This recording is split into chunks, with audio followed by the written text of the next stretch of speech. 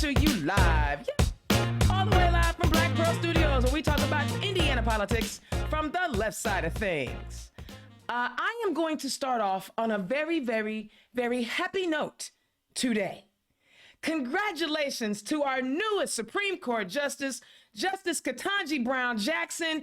Her story begins today. The history maker was sworn in at noon as our newest Supreme Court Justice. For all the little brown and black girls around the country, there's no cap to who we can be, no glass ceiling that we can't crash through. We can be anything that we want to be, and we keep seeing it.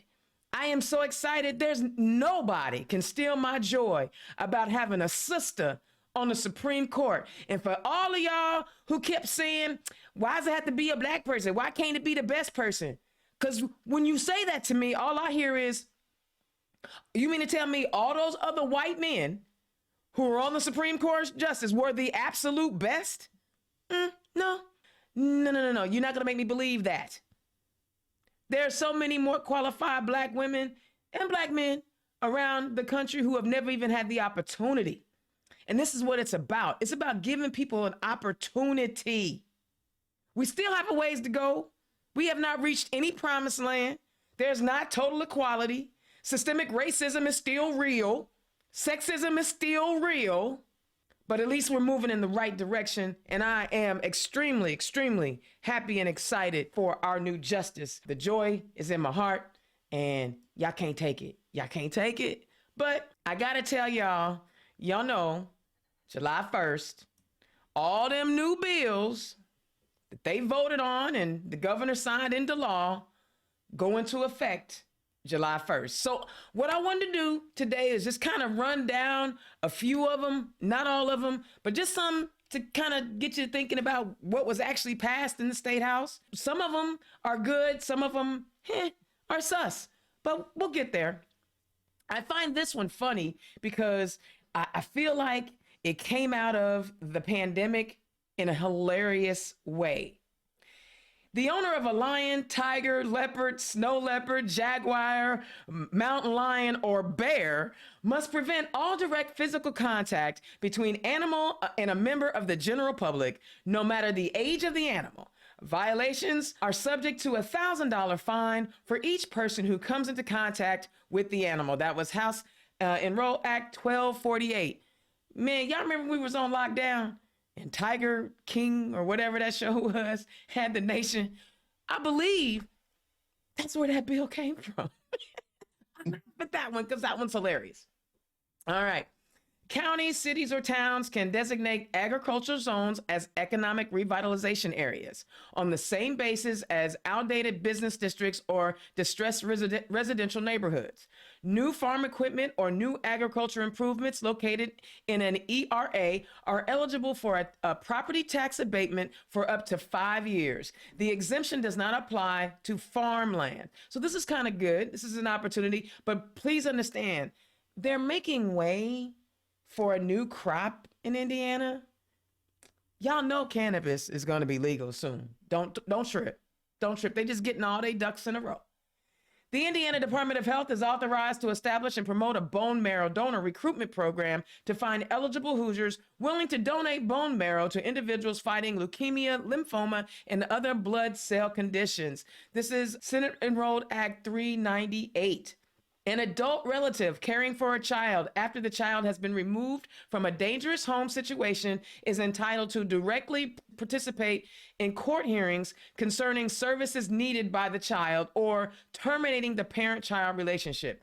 Previously, only state licensed foster parents had a statutory right to intervene in legal proceedings pertaining to abused or neglected children. This is actually a really, really good thing.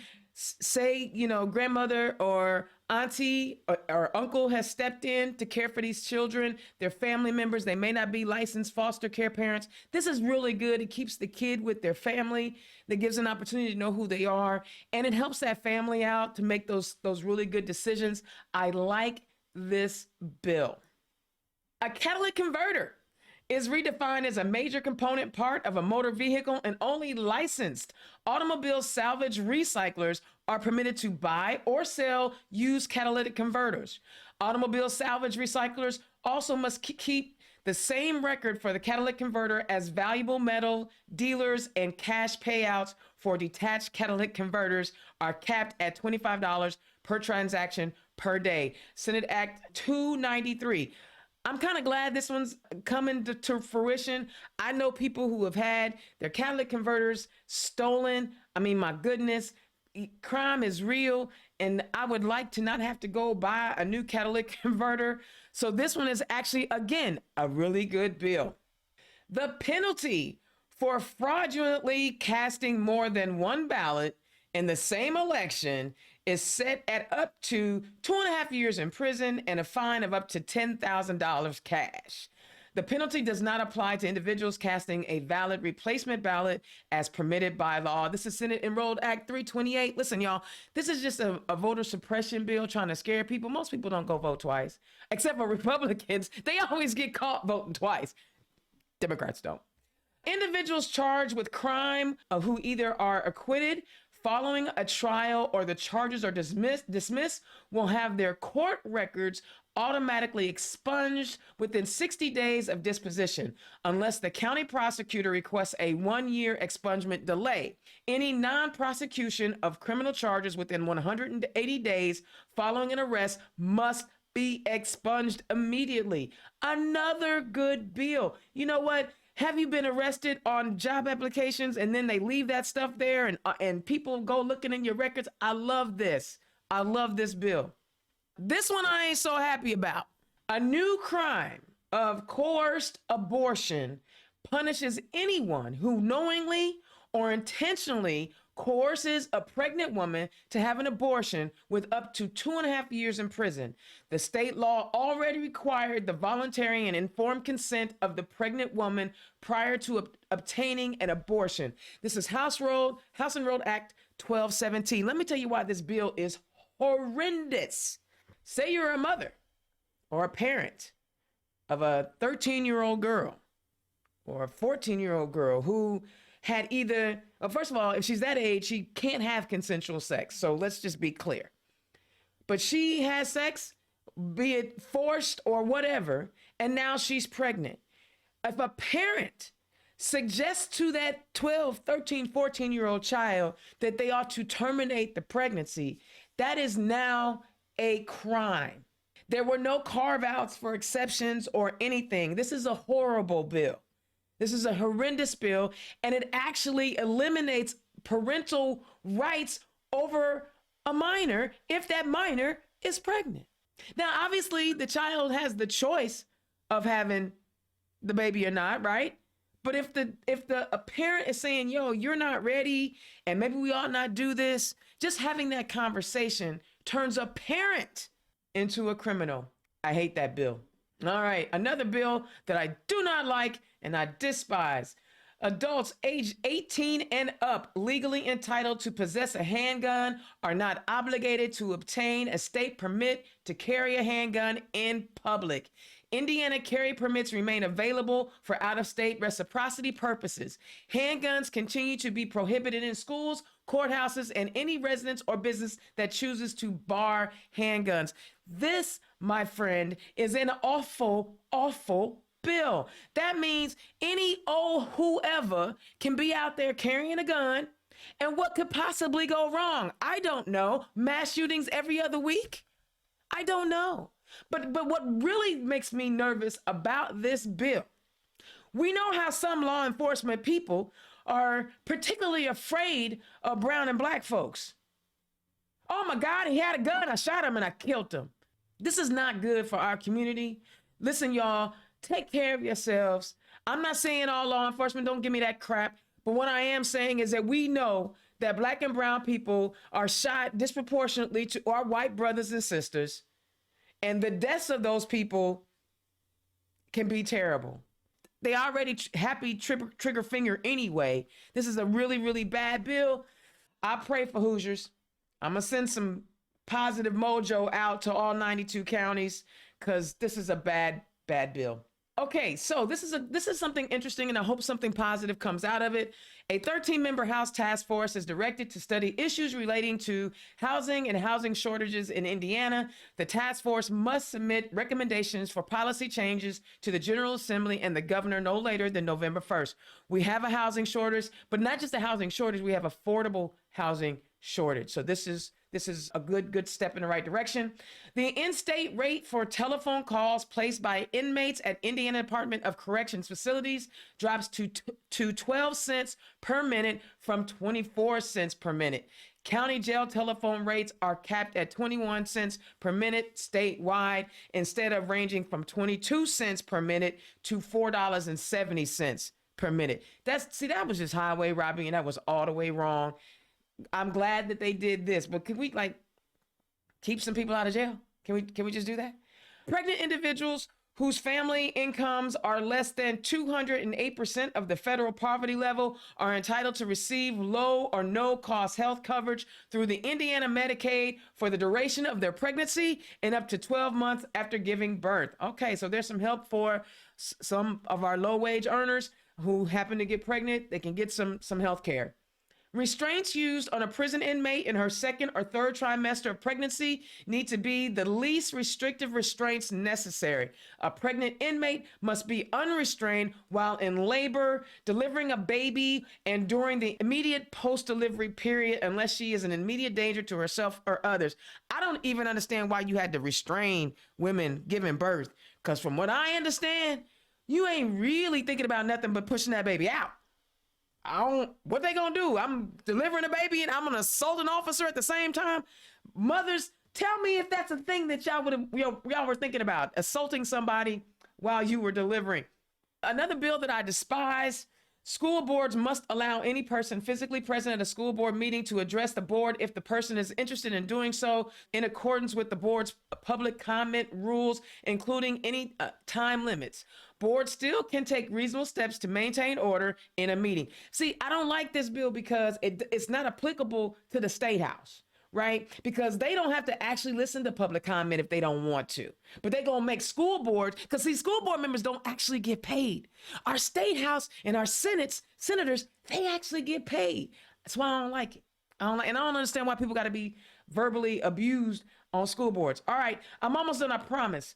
The definition of rape is expanded to include a person who disregards the other person's attempt to physically, verbally, or by other visible contact refuse the person's sexual acts. Rape in Indiana also consists of the use of force or an imminent threat of force to compel sexual conduct. Sex with a person unaware sexual conduct is occurring, or sex with a person unable to consent to sex due to mental disability.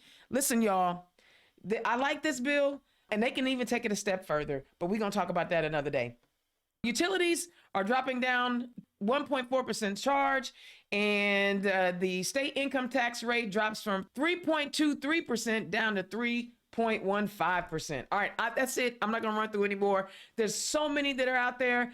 Guys, some of the bills we didn't want, some of them are good, some of them are bad, some of them are really, really, really bad, and I hope that we can kind of, find a way to rectify that, because one thing that we're learning from our current Supreme Court is just because something is there don't mean it can't change. Hello. All right, y'all. Thank you. That's my rant. Check out all those bills. I got that from the Northwest Times. Make sure that you check them out. They got the whole list of bills, and you can review those on your own time. Okay, I got a couple of great guests. I'm excited. They were ready to go today. I'm really excited about it. First up, my first guest won his primary in Congressional District 4. He is running to go to Washington, D.C. to try to fix some stuff up, help out Congressman Frank Mervan, help out Congressman Andre Carson. Y'all give it up. Welcome to the show, Roger Day, running for Congress in the 4th District. Welcome to the show. Thank you. And I love it when people are running in the State House, because we got to flip some seats, baby. Running for House Rep in District 51, my guest, Mike Travis. Mike, welcome to the show. Great to be here, Dana. Thanks a lot. I love it. Okay, I ran down a lot of bills, y'all, and I tried to speed read them. My mouth couldn't keep up with my eyesight. I apologize. But were there any bills that you see or any new laws that you're excited about or anything that you wish wasn't going to be a law? Who, me? Yeah. Okay, yeah, there's quite a few, but I'll take the, I'll leave the abortion for later, the Supreme Court. And what I will tell you is that the concealed hand weapons. Listen, I'm a gun owner, but I believe I'm not. But I believe that assault weapons, weapons of war, should be banned. You can have a handgun in your house for safety, which I own, and I don't carry it in. I don't carry a gun in my car because there's sometimes I get mad enough that I'm afraid I might use it. You know, when someone tries to run you off the road or something like. So now that everybody's going to have one, there's people that aren't as controlled as I am that aren't going to be able to control it, and there's going to be more death on the roads. There's already drive-by and road rage accidents caused, and people being shot through the door of their car, children getting killed. I think that's going to be a big thing. Then every time, if you're allowed to wear a gun, I like going to auctions and stuff. And there was this guy here with this big gun on his host. You know, I guess he had a certificate or whatever. And I asked him, I said, who are you afraid of? Who are you afraid is going to come and attack you here at this auction with hundreds of people? Why do you have to do that? And I said, you're just trying to intimidate people or prove what a big man you are. And he didn't say much, but he did put a jacket on that covered the pen up, which was something. So I just think you put too much, give people gun violence is going up every day now. People getting killed because they didn't get any mayonnaise on their hamburger or their coffee was cold. You know you're right.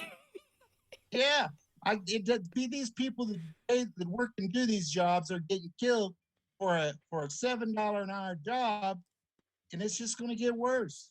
I It's agree. just going to get worse. Dumbest law I ever heard of. I agree. And you know what? I'm with you with that one, Roger. That's why I don't have a gun. I know thyself. And you piss me off good enough, especially when I'm driving. Ain't no telling. So I'm with you, bro. I can't have a gun.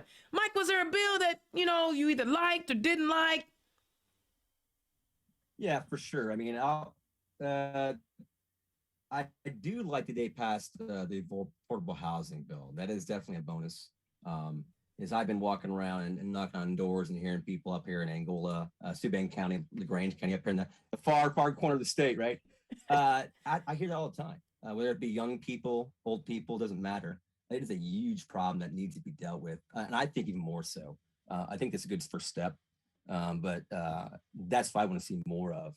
Looking for people to help them, because honestly, let's face it, Indiana is a state where it's hard for people to move to the state. More people leave than come sometimes, especially in my area. And affordable housing is one of the main problems. If you can't find a place to live, you're not going to move in, right? So I'm all for that bill. I want to see more. And I'm on Roger's side too about the handguns. I was appalled that got passed, especially when so many law enforcement officials, local and state level, were opposed to it. I mean, just didn't want it because of the danger of it, let alone the danger to people, the danger to the police themselves. They don't want to deal with people having concealed weapons just because they want to.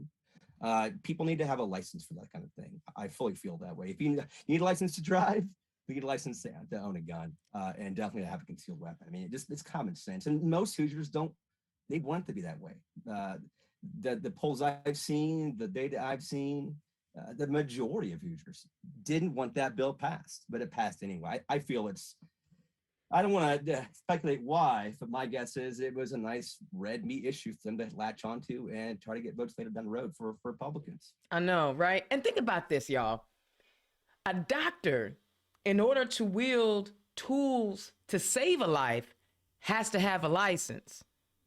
But a person who can wield a tool that can take a life doesn't have to have a license. I want us to all make that make sense.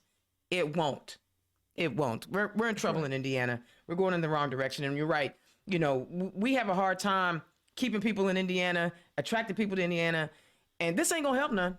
This ain't going to help. All right, let's get to know these candidates. I want to find out who is on the ballot. Roger, tell the people who you are and where you come from. Well, my name is Roger Day. I ran for Congress 4 years ago and didn't make it out of the primaries because basically I lost interest because of the low support that the Democratic Party gives their candidates in the state and in the nation. But I went to Decatur Central High School, and I now live in Avon. Speaking of housing, man, the housing in Avon has gone up. Makes me happy because my house is worth a lot more than it was when I bought it. But it doesn't do, we're getting more diversified here in Avon, which is basically a suburb of West Indianapolis. And it makes it more difficult. And every time they want to put up affordable housing or subsidized apartments, the county and the town councils just fight it tooth and nail. So, yes, I agree with your housing view, Mike. I went to the University of Evansville with my major was English Lit and secondary education. Wanted to be a teacher, but when I graduated, I went back to my high school and they offered me $17,200 if I coached a sport and did summer school and taught driver's ed. In my 5th year of college, I played football, so I ran out of eligibility, so I had to pay for my 5th year. I was a waiter at a steakhouse, working 2 or 3 nights a week, and I made $22,500 doing that. So I went into business, and I've owned quite a few businesses. And last 20 years before I retired, I was a regional vice president for a health insurance marketing firm in 29 states. And so I really know a lot about healthcare. And no, I am for healthcare for all. So I think I lost you. Oh no, I'm still here. I'm listening. Okay. So what made you okay? So you were going through your story. So yeah, no, we're listening. We tuned in. Okay. So I was with a company that dealt with self-employed people, and I was able to do a lot of good. I was, even if it wasn't covered by insurance, I had enough power that I could pick up the phone and call the underwriter or call the doctors and stuff like that. And I helped get a bill passed to make Indiana a waiver state instead of an accept or reject state, which I'll explain that to you. We were accept or reject. And a lot of women have fibrocystic breast disease, what's called. Sounds serious, but almost all women over 40 have them. You're cyst in your breast caused by a lot of caffeine. And so you could not get any insurance because you had that fibrocystic breast disease, which, it was just cysts, it wasn't tumors. And matter of fact, with a Republican in Carmel, we got the state to change the law to a waiver state, which means that the woman could still get insurance, but just wouldn't cover her breast. So if she had brain cancer or uterine cancer, something like that, she would still be covered. So I have done some things, and I helped write HIPAA, and so I am very familiar with the health insurance. And I believe in Medicare for all. And so then after that, I came back. I started a business down in Evansville, and then my mom she worked for the post office. So I'm a strong union person. I was a Teamster when I was in I was college, a Teamster. high school. Good. Did you load a truck or drive a truck? I loaded them. Yep. Yep. So did I. Yellow Belt and UPS. I was at Pepsi. Oh, okay. Well, and then that's what I did in the summertime jobs. So I've always been active in politics. And everybody goes, well, you should run. You should run.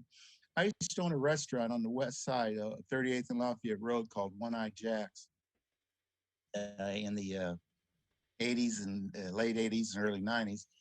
And I would have people come into there and eat and sit at the bar just to argue politics with happening. This was during the Reagan years, so I had a lot to say. So I've been a liberal all my life. They call it progressive now. You can call it whatever you want. I'm a liberal, been a liberal, always voted Democrat, always supported Democrats. When Act Blue first became an entity, I started donating monthly. It's automatically out of my bank, goes directly to Act Blue to go to the Democratic Party. So I'm kind of familiar with your Act Blue, but yeah, the thing that I have a problem with is that we get no support in Indiana in the Democratic Party.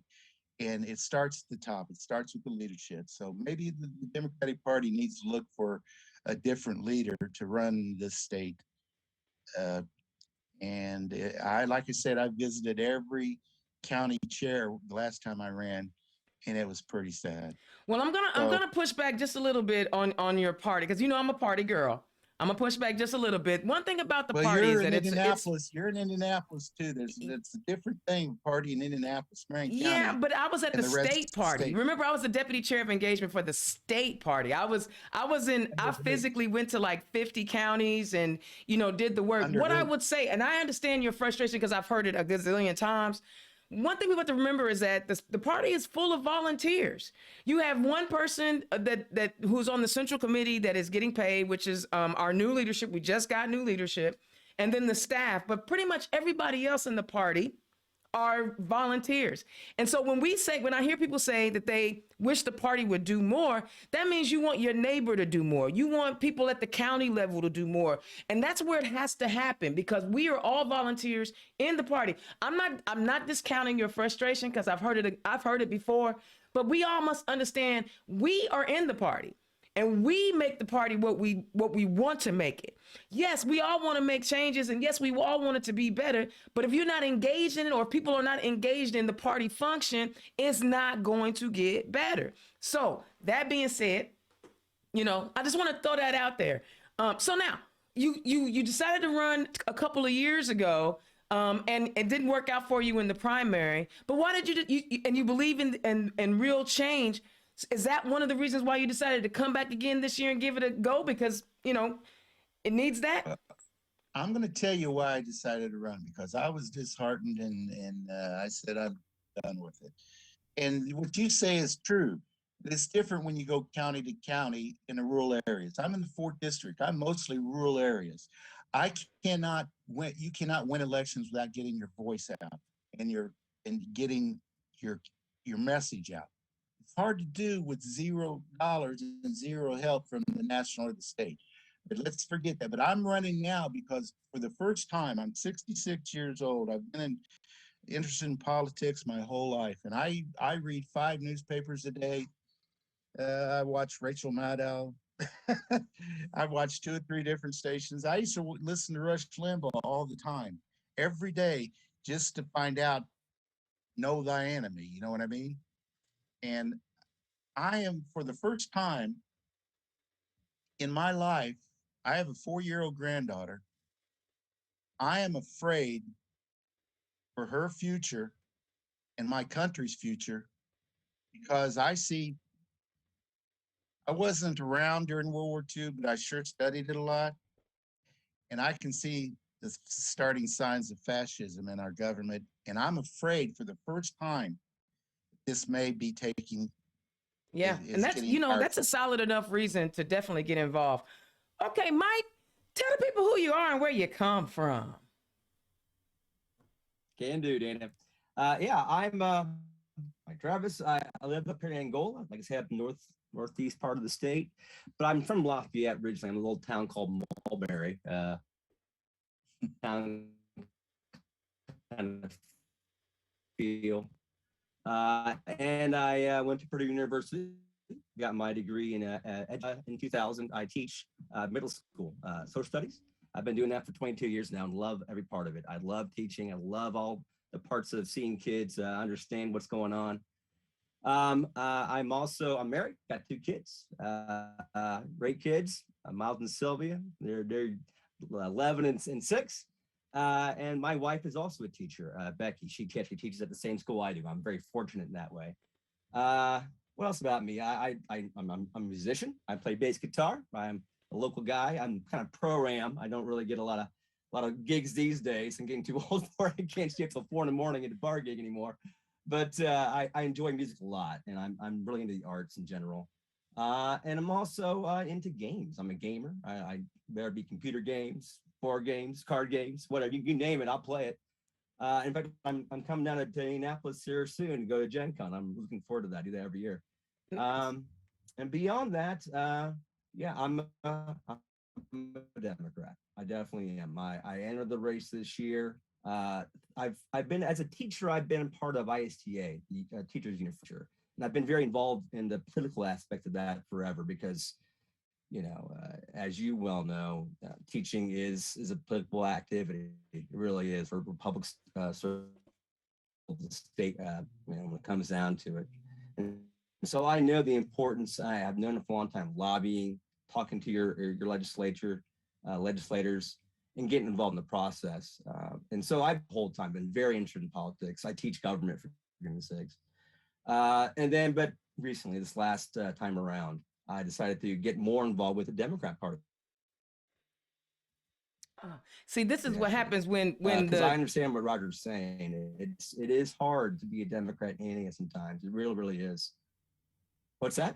I was gonna say, unfortunately, being way up there in Angola is a prime example of our lieutenant governor's failed promise of getting us high-speed internet.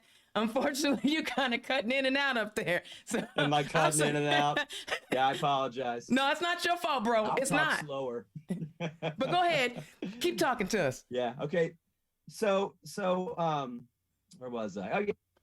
Yeah, so I decided to join the Democrat Party, and I'm the vice chair up here actually for our county.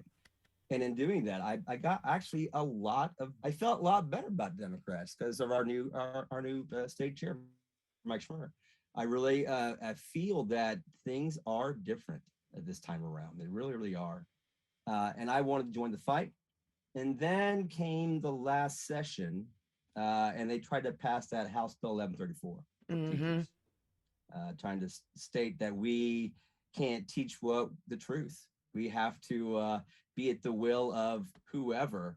They don't like what we have to teach, they're going to come at us. And I didn't like that one little bit. And so I decided to enter this time. Yeah, and that's what happens, and right? Fight for education. And as I've done that, that's what happens, right? People have that's where I'm at these days. I'm working hard.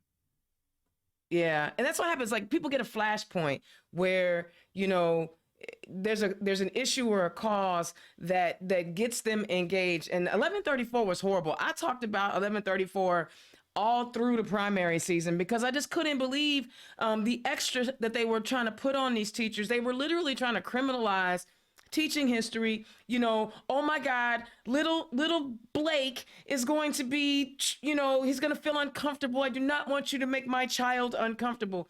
Heaven forbid that anybody else's child is uncomfortable. You know what I'm saying? So I'm glad that you're in the race, and we need more teachers in the state house because maybe, just maybe, if there are more teachers as elected officials, some of these bills to make their jobs harder, won't come out of the House and Senate.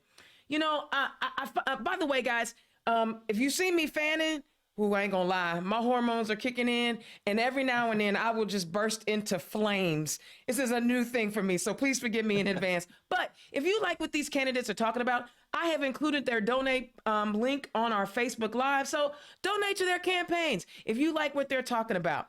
So let's get into policies because there's a reason that you guys are running and there's some things that you want to see. Mike, we're going to start with you. Tell us about, when you're out there campaigning, what are the main issues that you're hearing from your constituents? And then talk about how you've taken that and crafted that into your message for your campaign. Mike? Yeah, sure. Can do, for sure. So like I already mentioned two of them. I start off with education. People love their local schools. They do. But at the same time, at the state level, they make it so hard to teach at a very rural school. I do. And so those are the schools that aren't getting what they need, even though we all love them. And so that's one of the first things. The second thing is, like I said, affordable housing, and not just affordable housing, affordable, it's one thing to say we can have housing for people that's cheap and affordable, but if it's garbage, no one wants to live in those places. Right. And that is completely pointless. And so I've heard a lot of people saying, elderly, their retirement homes are just not good. They hate it. They want something better, but they don't know how to do that. And I think that's a prime spot for the state to step in and do more. I love it. I love it. And for you, Roger? Well, the thing that I'm hearing a lot about is the Supreme Court abortion ruling. And as a matter of fact, I was in Washington, D.C. It's on my Facebook. And I had many heated discussions with this few people who were there at the beginning, because the police were holding all the pro-choice people in front of the building. So they looked like it was 50-50. Then after an hour or so, they let out all the people in, and it was like 95-5. And so I had many discussions there, and you want abortion? I said, no, I'm not pro-abortion. I'm pro-choice. I said, I don't want any abortion to happen. I tried to explain to them, they just couldn't understand. We're not pro-abortion. We're pro-choice. I said, it's not up to me to tell a woman what to do with her body.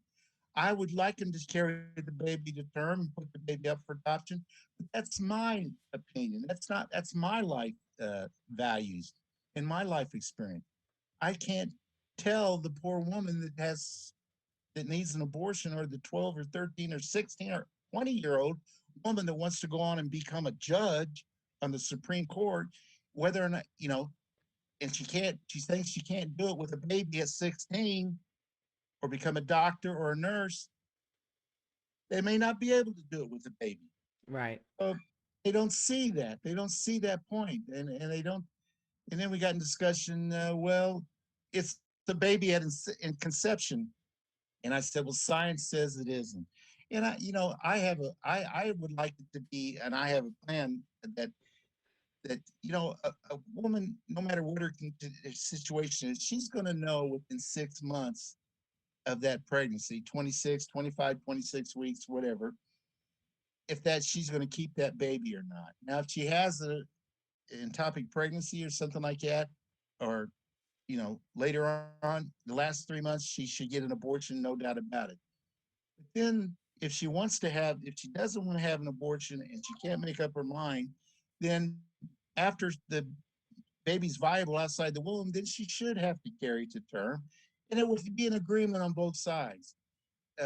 You would have to have a cutoff time, and then that you would get government help, and then the government would help place that baby.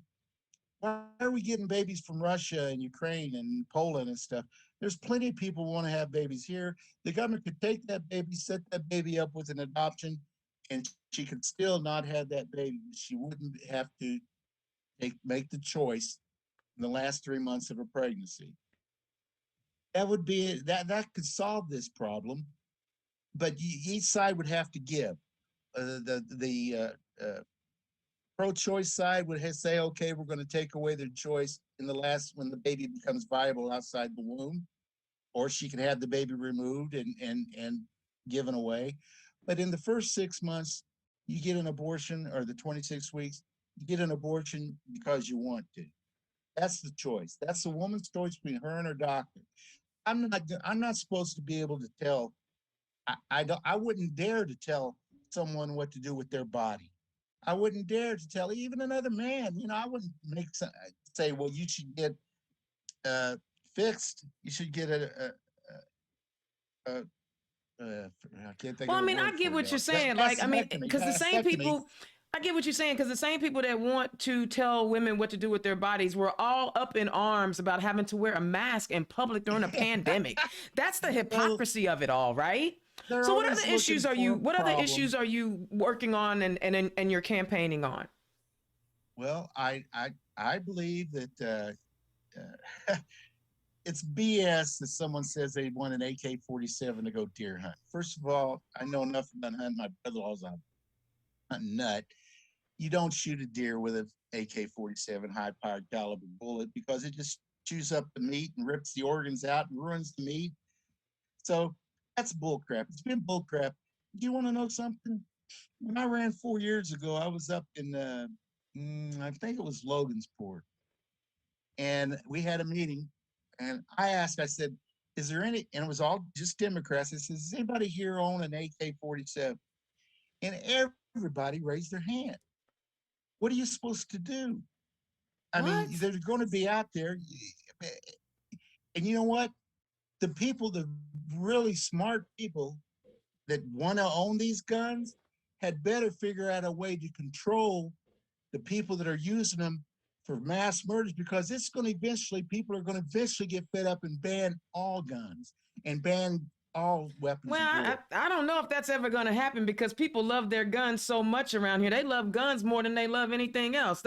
I mean, they love guns more than they do little children in schools. Well, that's what I'm saying. Is if But but they're never gonna ban them. That's the thing. Like, it's only gonna, we have more, it's like we have enough guns in our society for every person to have like 5 guns. It's just, well, it's, we have 400 million guns and 360 million people. But that's the point is you can't keep doing crazy things and get away with it. You yeah. can't keep using these guns. They'll definitely ban automatic weapons of war. They'll come around. They'll ban those because the people that own a rifle or a shotgun or a handgun or for security or for home safety, they will agree. 90% of the people would like to have a ban on weapons of war, but we just can't get it done because we can't get the votes in the Senate. The Republicans don't care what the people want. Like you Nah. were saying, most people were against this gun. Police officers and police organizations were against this gun law in Indiana. Yet the Republicans passed it. They didn't care about what people wanted. They just wanted what they wanted. They Yeah. wanted the money from the NRA and the gun manufacturers. You're And so supposed to what are your, represent the okay, people. so we talked about protecting reproductive rights. We've also talked about some sensible gun regulation. What are some other issues that you were concerned about? Well, the economy. Okay. The inflation and everything. I don't believe that. I believe this inflation is brought on by gouging and by companies. I seen it the exact same thing happen. Exact same thing happened when Jimmy Carter was president, and they said, "Oh, gas is $1 a gallon. Why? It's really, really too much and too high, and we don't have gas. And there's a oil embargo, and we only have enough oil to last 5 more years. That's why the price went up." And and inflation was high, and they just killed Jimmy Carter. He was a too nice a guy, and the Republicans ate him up, and he bought it. Sure enough, here we are, what, 50 years later, and we still got plenty of oil and still plenty of gas, and we're paying $5 a gallon, which isn't really that much compared to other countries. Right, But right. That's the thing that cracks me up. Like when I listen to people complain about, gas prices and they're blaming it on whatever president is in office, which I don't understand why people don't know the president of the United States does not control gas prices. I mean, I don't understand. I mean, that's a whole level of disconnect that I just don't let understand me why people don't let me get that. explain that to you, okay? Gas is a worldwide thing, but it's controlled by a few companies. And if gas was so rare and should be what it is, then how come in the last 3 months the top 5 oil companies have tripled their profits from 2019 before the COVID?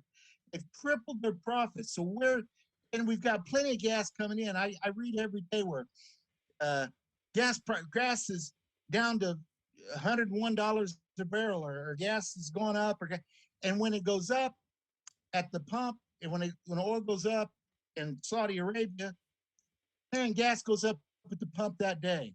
But when it goes down, the price of oil is really down now. I don't see gas coming down, but what Biden has done, every problem we've had to come up with our economy, the supply chain, the shortages, and the baby formula, and the inflation, he has worked on and solved and has made the problem better. Yeah. Gas is now going down. The baby formula thing is yeah, and what's crazy, and Mike, you can jump in on this conversation because this is a great conversation to jump in on. What's crazy is like every time the Democrats actually introduce some type of solution in Congress, they vote against it. Jump in here, Mike. Jump in here. Get in this. This is a good conversation. Get in here. I mean, it's frustrating as all get out. I don't think he hears this. I don't think he hears this. What I'm upset with is this special session they're going to be having soon to address this gas problem, right? You know, they're going to basically say, okay, people, here's a tax rebate. Here's some money that'll help offset the gas increases. But then that just means that the money's just going right back to the state, right? I mean, if you're not going to have a tax rebate, like a what is it, holiday? Getting rid of those holidays. That's the word. Yeah, right? tax holiday. Right. Yeah, I agree with you. I mean, and it but sounds. That's the money. But that's the money we use for our roads. You have a tax holiday, it's not going to lower the gas that much, and then our roads are going to.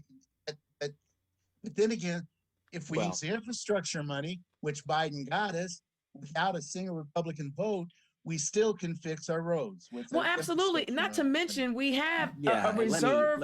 We have reserve money, and we got surplus money. So it's not like we don't have money available to us. They just not using it in the right way. And they're going to give us all $125. And that going to make your life better? No, it's not. And well, I ain't gonna say that because for some people it might. $225 for some people might make the difference between, feeding their kid. So I'm not going to say that. But what I will say is the gas tax in Indiana is going up in July. So not only they could at least just hold off on that, right? They could just hold off on raising that. I agree with you, Mike, on that one. Okay. And that's what I'm talking about exactly right there. And the trick is, what bugs me about that, though, is that they're not doing it because they don't want to give people a break. They're not going to do it because they feel that a lot of the outside people from out of Indiana will get that, but it's self-serving in lots of kinds of ways.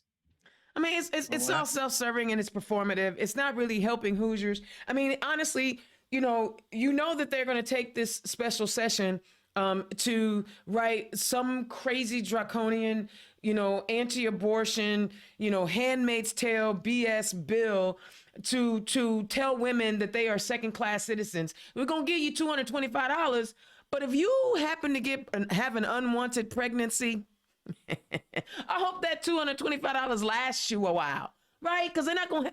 Yeah, I definitely get that. All right, so Dana, November. Go ahead, Roger. Go ahead. I'm sorry. When I went to school, I still go down to Evansville. My wife is from Evansville, so we have family down there. When I was in Evansville, if anyone knows where that is, a lot of people don't. It's it's right in the corner of Indiana between Illinois and Kentucky. We would drive across the river, across the bridge, and gas was 20 cents a gallon cheaper. Now, how does that make sense? It's the taxes. Either Indiana's charging too much or Kentucky's not charging enough. But when you can drive a mile across the bridge and your gas is 20 cents less a gallon, we still, fill up when we drive down there. Then we drive across over to Kentucky and fill up to come back. Yeah. Does that make any sense? Well, I mean, again, they going back to these, states' rights. And I'm going to be real honest with y'all. The hair stands up on the back of my neck. I get a little sweaty when I hear people talking about states' rights. It makes me real nervous. Well, they can have states' rights as long as it's not about guns. Right? You heard Justice they just Thomas. passed a law taking away their state right. Well, you heard Justice Thomas. He was like, we coming after contraception. We coming after gay marriage. But you notice that old punk didn't say nothing about interracial marriage. Punk. No. Or you can't have oral sex either because sodomy is going to be outlawed. So I mean, you gonna go peeking in your neighbor's room and your neighbor's bedroom window and call the police saying they get, because you know what that is? That's just jealousy because they not getting none of that. To do it, if they give you a reward to do it, like they do with abortions in Texas, yeah, people will go start looking at people's windows. And it's crazy. I mean, has oral sex with you, this is going to turn you in. I mean, and it really comes down to privacy, right? It comes down to privacy, and that they are willing to strip us of privacy to impose whatever they believe that we are supposed to have. Okay, let's move on. Next question. You guys win your election. And Roger, I'm gonna start with you. You win your election in November. And we talked about the issues that you care about, but what is the first piece of legislation that you are either going to partner with, try to get written, co-author? Because yeah, we have our issues that we're running on, but what's that first piece of legislation that you want to be a part of? I want to break up big tech. I'm sorry, break up big tech. Really? Okay. Yes, because these people are becoming like the oligarchs in Russia. They're giving too much power. They've got so much money that they can buy other entities. Tesla, let him make his cars, you know. Well, why does he have to go buy a media company? Rupert Murdoch buying Fox News, taking over, you know, having Fox News. They're making money and they're using their wealth to form our government. Like they are in Russia now. I think that we broke up AT&T, okay, and we need to enforce our antitrust laws and break up big companies that get too big. You know, there's only like here. I live in Avon, and we get the Indianapolis paper. Of course, that's owned by Gannett. All the big newspapers everywhere are only owned by a few people. And no I agree with papers. you, because these tech companies are swallowing up our smaller companies, and that stifles innovation, right? They literally want to stamp out the ingenuity of a startup and then take the idea. Like you can't continue to foster growth and ingenuity if you are, stifling young businesses. I love that. Mike, what's the first bill that you want to work on? Easy. Putting I won't say an end, but a cap to charters and vouchers.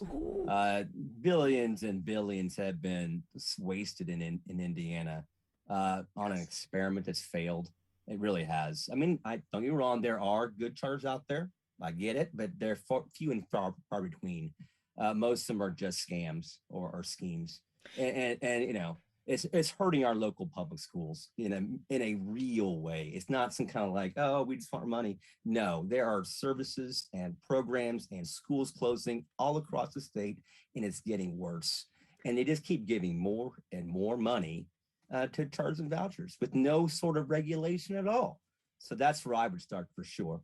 Oh my God, that is such a great place to start, because I tell you what, you being up in rural Indiana, up in Angola, how many charter schools are in your area? How many charter schools? Well, unfortunately, I can't get the answer to that one because this internet is, Dana, being from an education background, no, I'm there. And my wife and daughter, like very few. And so because there's very few charter schools, it's not like the students in that area can, not a lot of them are going to benefit from those charter dollars, right? Not we got one. But then we're still taking money out of those rural school systems, so they're not getting all the wraparound services that they need. There's inability to offer real counseling to students who need it. I get it. And I'm so glad that you brought that up, being from rural Indiana. Roger, what were you getting ready to say, bro? I was going to say, having a wife that's a teacher and having a daughter that's a teacher and having another daughter that's a teacher's aide, I've been very I'm very in the know with the education in charter schools.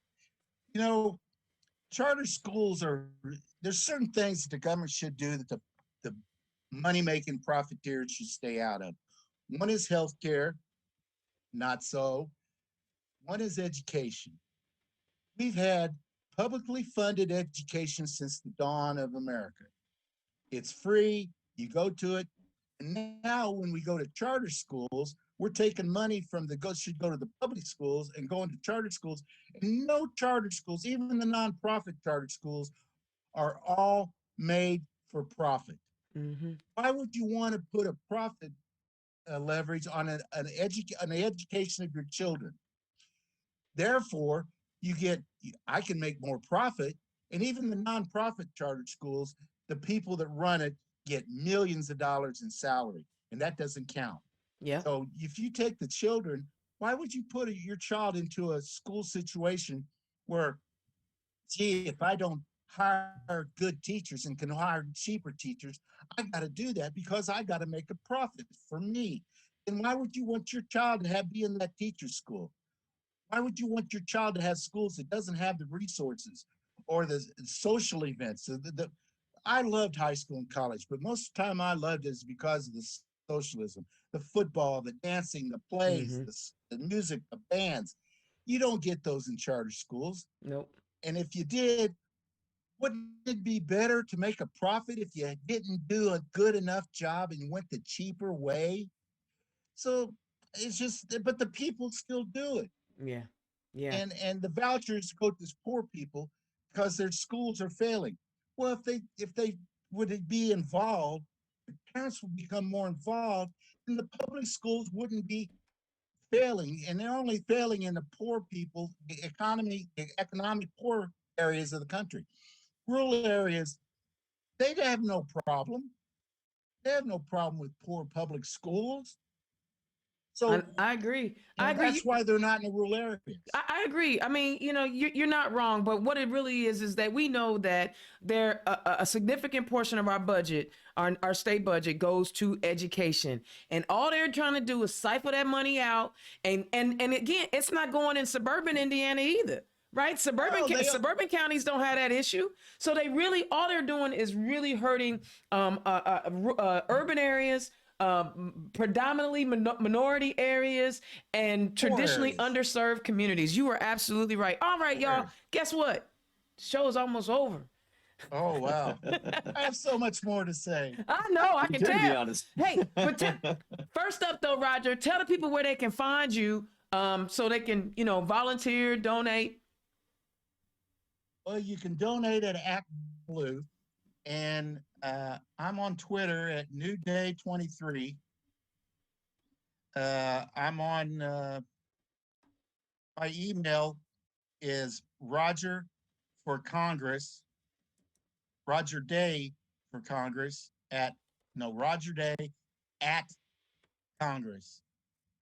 Is Roger? Website, say your email again for me. Roger at Day for Congress. Is that FOR or just a number 4? FOR. All right.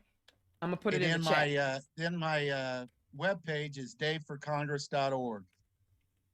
Okay. Oh, but if you really want to know me, you can go to my home Facebook page, which is Roger Day, and I've been I basically use Facebook as a place to put things I would like people to read that I believe in. All right.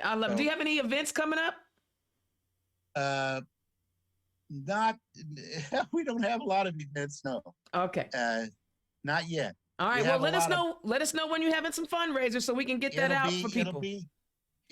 I have some fundraisers coming up, but they're kind of long way off. All right. So I'll put them after. I'm just now basically getting started because the last time I spent a whole bunch of money and everything in the very beginning, and it really didn't make any difference. And then it wasn't there at the very end. So okay. We are so happy that a lot of donations. We're glad that you're on the ballot, and congratulations for winning your primary. Mike, tell the people where they can find you. Yeah, I have a website, mike-travis.com. And that's where you'll find my Act Blue donation page, as well as some information about me. I have a Facebook page as well for events and things and just talking. But yeah, I have a web page. It's good, easy to find. I love it. I love it. So if you guys have any events coming up, make sure you let me know so that we can. Let me talk about that if I can. Yeah. So I got parades coming up. I'm in Angola has got their 4th of July parade coming. I'm going to Stro Days on Saturday. And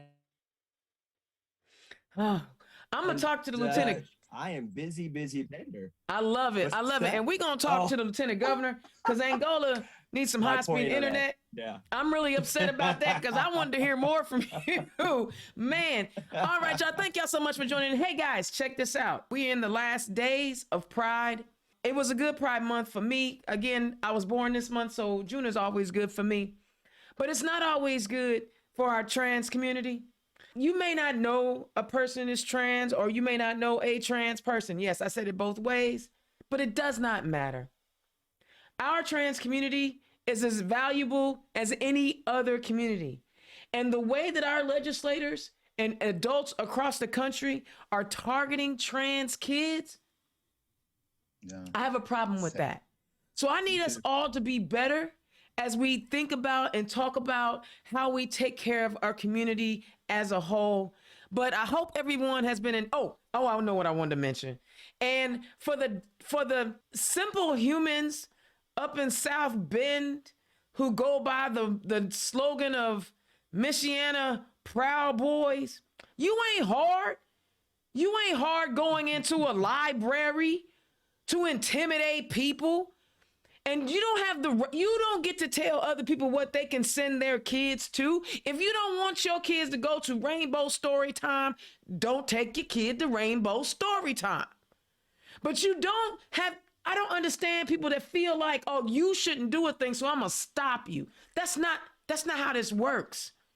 Some of y'all need to learn to breathe through your nose and maybe go in the library and pick up a book, because these people literally said that they shouldn't learn about sexuality in a library. Now, I don't know if you can make that kind of stupid up, because the irony of I shouldn't learn about a thing in a library should let you know the intellectual level of those humans. So, y'all, it's Pride Month. If there's a rainbow story time or a drag queen story time, if you don't want to send your kid, don't go. But if somebody else wants to send their kid, who are you to stop them from participating? Stay in your own lane. As my mama used to tell me, it takes 12 hours for me to mind my business and 12 hours to stay out of yours. All right, that's Indiana's Own. Y'all, I got more shows coming up. I'm reaching after these candidates. We got them all lined up. We're going to be talking about politics all the way until the general election. That's right. It's happening right now. So make sure you tune in, share this information, share the links, go to the Spotify, go to YouTube, tune in, catch us, because you want to know who these candidates are and you want to stay informed. All right, I will holler at y'all next week. Peace. Turn Left is the property of Black Pearl IT Solutions. Executive producer, Indiana's Own Dana Black. Music by www.bensound.com.